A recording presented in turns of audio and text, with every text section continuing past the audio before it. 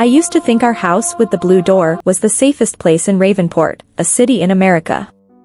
The hallway smelled of lemon soap, and the stairs creaked like they were talking.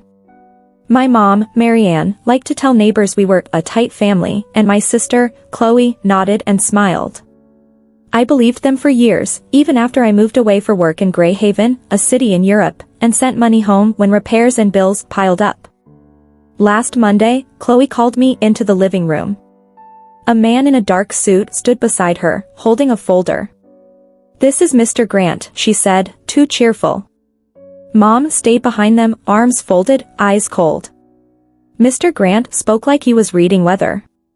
He said they were filing to bankrupt me, and he listed numbers, $90,000, $40,000, like they were my name. I looked at Mom, waiting for a joke. She didn't blink. "Everyone will see what you are," she said. Chloe's smile sharpened. In that moment I understood, they didn't want my last dollar, they wanted my shame, loud and public, right here in Ravenport. I went upstairs, opened my closet, and touched folder I hid for years. The morning of the court hearing arrived colder than I expected. The sky over Ravenport was flat and gray, like someone had erased all the color on purpose. I stood in front of the mirror in the small room I was renting and fixed my collar twice, even though it was already straight. I didn't dress to impress. I dressed to survive. A simple suit, clean shoes, nothing flashy. I wasn't trying to look rich or poor. I just wanted to look like myself. Still, my hands shook as I tied my tie, not because I was out of money, but because I knew this day was meant to turn me into a public lesson.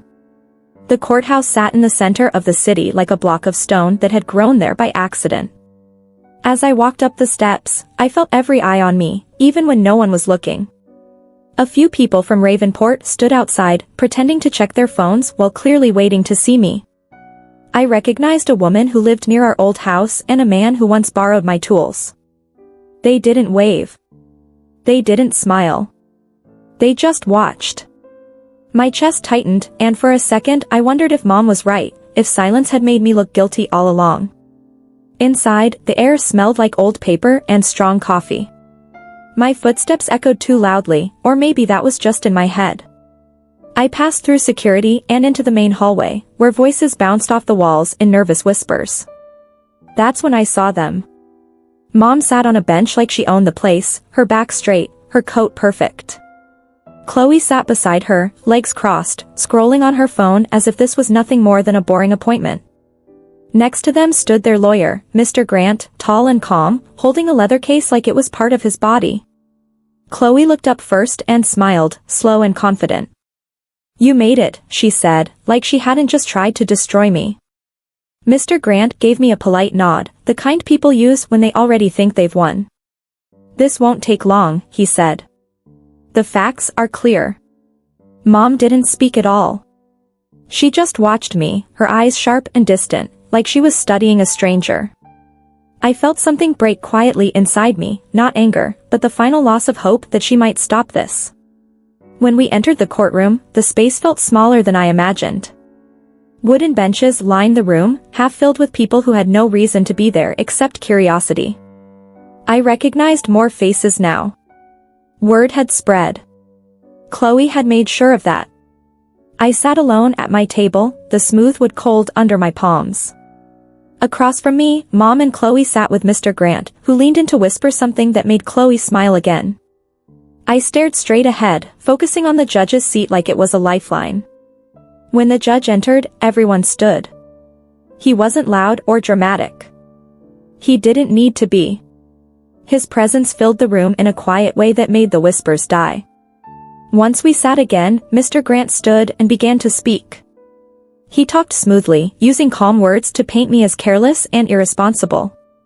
He listed debts in dollars and pounds, spoke of missed payments, poor choices, and a pattern of failure. Each number felt like a stone thrown at my chest. Behind me, I heard someone whisper my name. As he spoke, Chloe nodded along, playing her role perfectly. Mom kept her face still, her hands folded like she was praying.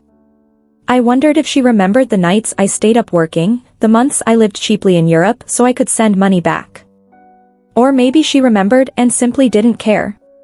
When Mr. Grant finished, he sat down with a satisfied look, like he'd just closed a deal. The judge turned his eyes to me, and my heart started to race. I stood slowly. The room felt too bright, too quiet. "I'm not here to deny that money was spent," I said, my voice steadier than I expected. "But this case isn't honest." Mr. Grant raised an eyebrow. Chloe leaned back, amused. I could feel the weight of the folder in my bag, like it was alive. I didn't pull it out yet. I didn't need to. Not yet. I met the judge's eyes and added, "I believe the court needs to ask why this case was really filed." The judge studied me for a long moment. Then he nodded once. "Very well," he said. "Let's look closer." In that instant, I knew something had shifted. I had walked into court expecting to be publicly humiliated, certain my name would be dragged through the city. But as I stood there, breathing slowly, I realized something important. I wasn't the one hiding anymore. The storm I had walked into wasn't just aimed at me. And soon, it would change direction. The judge didn't rush. After Mr. Grant spoke, he flipped through the file in front of him like he was looking for something that didn't fit. The room was quiet except for the soft turn of paper. I could hear a cough from the back row, then a chair squeak, then nothing. Across the aisle, Chloe sat with her chin lifted, like she wanted the whole court to notice her calm. Mom stayed stiff, hands folded, eyes forward. Mr. Grant looked relaxed, tapping his pen once as if the day was already decided. I kept my hands flat on the table, feeling the cold wood under my fingers, and I reminded myself not to react to their confidence. Judge Rivera looked up and asked Mr. Grant a few simple questions about the numbers he had listed. Mr. Grant answered smoothly, speaking about debts in dollars and pounds like he was reading a clean report. Then the judge's eyes moved to my side of the table. "You said this case isn't honest," he said to me. "Explain what you mean, but keep it clear." My throat felt tight, yet my voice came out steady. "Your Honor," I said, "this isn't about them getting money back. This is about making me look broke in front of Ravenport. They want the city to believe I'm careless and destitute." Chloe let out a small laugh, like I had told a bad joke, and Mr. Grant smiled with the kind of patience people use when they think you're lying. The judge didn't smile back. He looked down again, and that's when his face changed just a little. Not shock, not anger, more like focus. He turned a page, then another, then stopped. He tapped the paper once with his finger and leaned forward. "Ms. Marianne," he said, speaking to my mother, "I have one question." Mom's posture held, but her eyes flickered for the first time. Chloe's smirk stayed on her mouth, but it was thinner now, like a mask sliding. Mr. Grant straightened, ready to defend. The judge lifted a single document so everyone could see he was holding something official. "Why," he asked, "is your signature on a promissory note where you state you owe your son $250,000? It felt like the air left the room. Mom froze as if the question had pinned her to the bench. Chloe's smile died so fast her face looked bare, almost confused. Mr. Grant's skin drained of color, and his confident look broke into something close to fear. The judge's voice stayed calm. "This note is dated 3 years ago," he said. "It lists repayment amounts in dollars and pounds. It includes a witness signature and a notary stamp. It was submitted with supporting bank records." He paused and looked at Mom. "So I'll ask again. Why does this exist, and why did you file this case without addressing it?" Chloe leaned toward Mom and whispered, "What is he talking about?" But Mom didn't answer. Her lips parted, then closed. I watched her hands tighten together, the knuckles turning pale. Mr. Grant stood quickly, trying to regain control. "Your Honor," he began. "We did not," the judge raised his hand, stopping him with one simple motion. "Counsel," he said, "you did receive these filings. This is not hidden from you. If you missed it, that is serious. If you saw it and ignored it, that is worse." Mr. Grant swallowed hard and sat down again, his pen no longer tapping, his eyes stuck on the paper like it was a threat. I stood up before my knees could start shaking. I didn't want this public, I said, and my voice sounded strange to my own ears, like it belonged to a braver person. I kept quiet for 3 years because I didn't want to ruin my family. I glanced at Chloe, then at Mom. But they brought me here to ruin me in front of everyone. In the back row, someone shifted, and I heard a whisper that sounded like my name. I reached into my bag and pulled out my plain folder, the same one I had touched in my closet back at the house with the blue door. I placed it on the table, opened it, and slid copies forward. 3 years ago, I left Ravenport and went to Greyhaven, a city in Europe, for work. I lived in a tiny room above a shop, where the heater worked only when it wanted to. I cooked simple food and counted every pound. I didn't do it to look noble. I did it because things at home were falling apart, and I thought if I fixed the money problem quietly, our family could stay whole. Bills had piled up at the house, repairs, overdue payments, and a mess that wasn't mine to begin with. I found out Mom and Chloe had been pulling money from places they shouldn't, and I saw how close it was to becoming a disaster that would swallow all of us. So I paid what I could, month after month, in dollars and pounds, sending transfers that kept the roof from leaking and the lights from shutting off. But I also learned something else during those years: people who can lie in private will lie louder in public. That's why I made Mom sign that note. I didn't trick her. I didn't force her. I brought the paperwork to the kitchen table one night, right there in Ravenport, while the wind rattled the window and the old stairs creaked above us. I told her, if I'm going to cover this, you will admit it in writing. Not for revenge. For truth. She stared at the pages for a long time, then signed like it didn't matter. Chloe was in the next room, pretending not to listen. Mom thought the note would never be used because she thought I'd never fight back. And for 3 years, she was right. I hid it and hoped we'd never reach this point. Judge Rivera read through the copies I submitted and compared them with the bank records. His eyes moved slowly, carefully. Then he looked up at Mom again. "Ms. Marianne," he said, "do you deny this is your signature?" Mom's face tightened, and she shook her head once, small and stiff. "No," she whispered, barely loud enough. Chloe stared at her like she had been betrayed by her own partner. Mr. Grant looked like he wanted to disappear into the floor. The judge turned to him. "Counsel," he said, "you filed to declare this man destitute, yet your own client has signed a document stating she owes him a large sum. You also have bank records showing payments connected to that agreement. Explain to me why this court should believe your filing was made in good faith." Mr. Grant's mouth opened, then closed, then opened again. "Your Honor," he said, voice thin, "I was informed that the respondent was hiding assets and enough," the judge said, not loud, just final. He looked down the bench toward the clerk's desk, where a woman named Lena sat typing quietly, her eyes briefly lifting with a look that felt almost kind.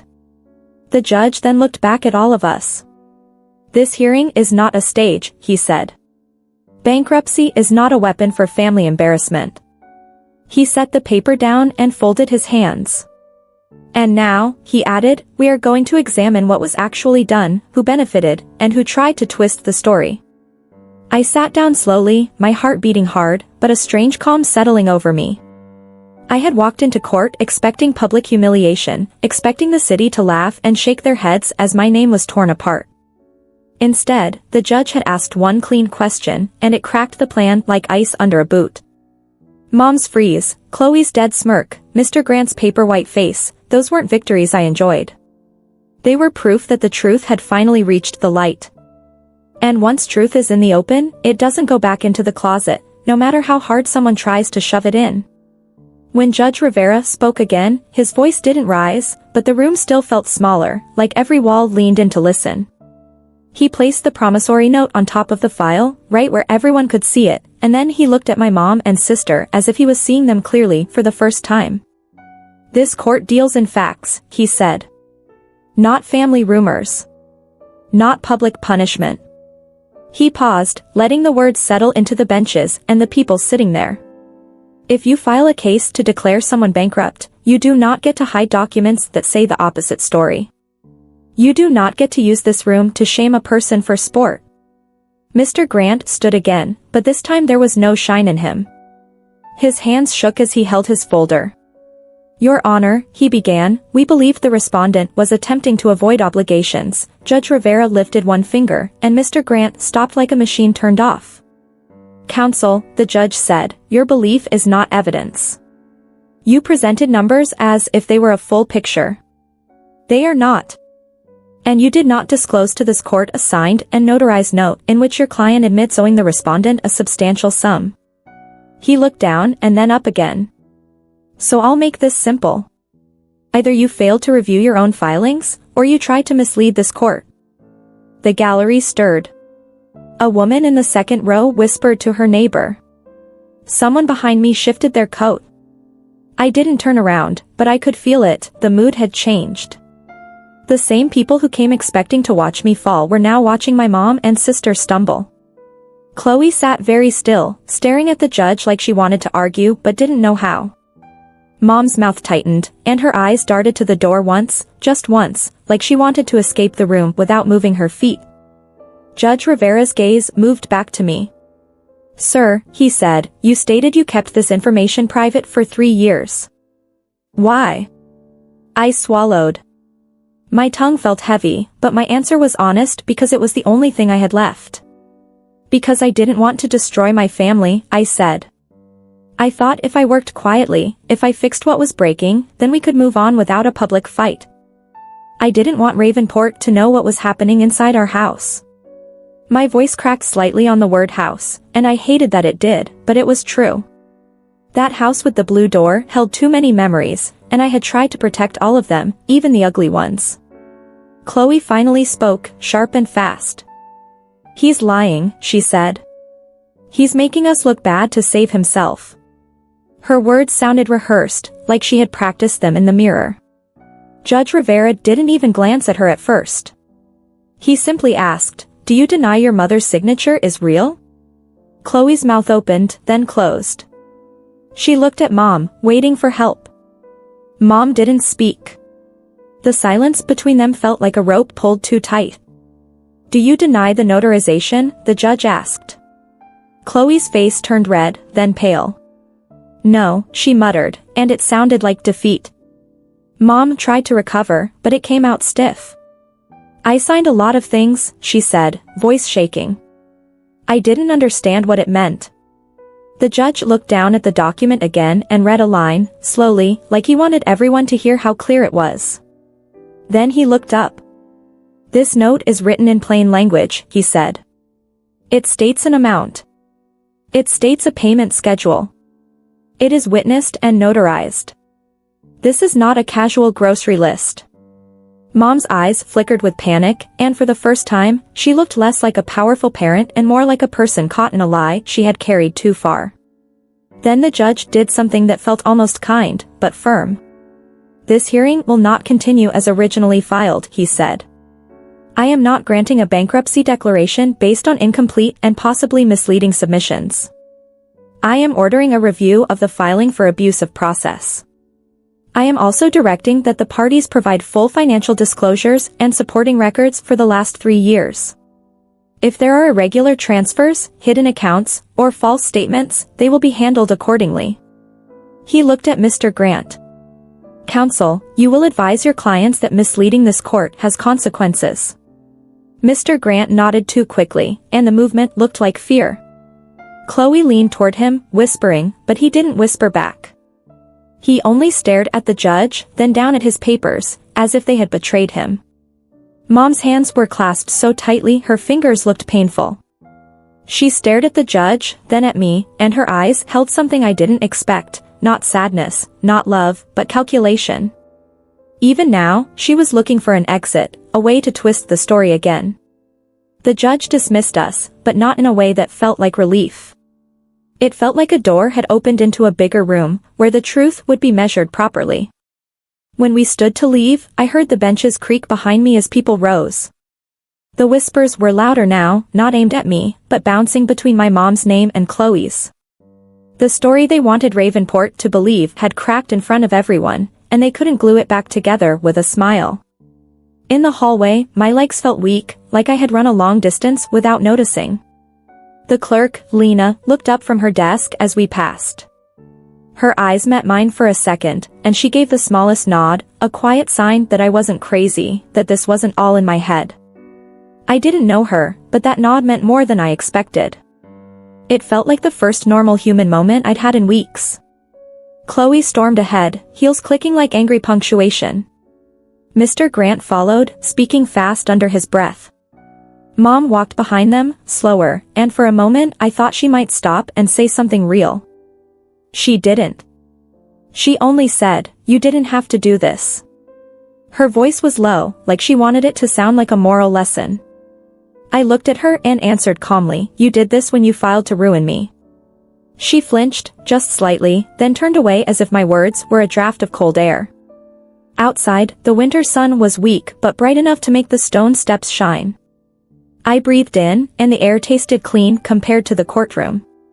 Near the bottom of the steps, I saw Ethan waiting, hands in his pockets, face worried. He didn't rush me with questions. He just stood there, steady, like he understood that some days are too heavy for fast talk.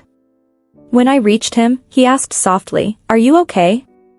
I looked back at the courthouse doors, and for a moment I saw the whole thing like a picture, my mom frozen, Chloe's smirk gone, Mr. Grant turning pale, the judge holding up the truth like a lamp. "I thought I came here to be humiliated," I said. "I thought they would turn me into a joke." I exhaled and felt my shoulders drop for the first time all day.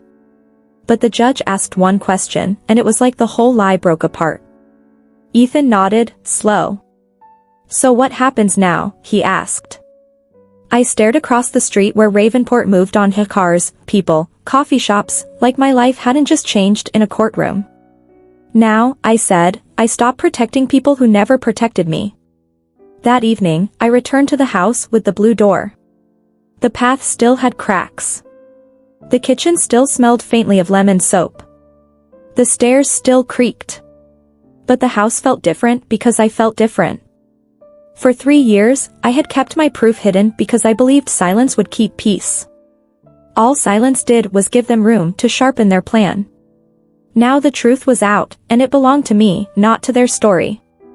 I didn't feel happy. I felt clear. And that clarity, more than any dollars or pounds, was what finally made me feel rich enough to walk forward without fear.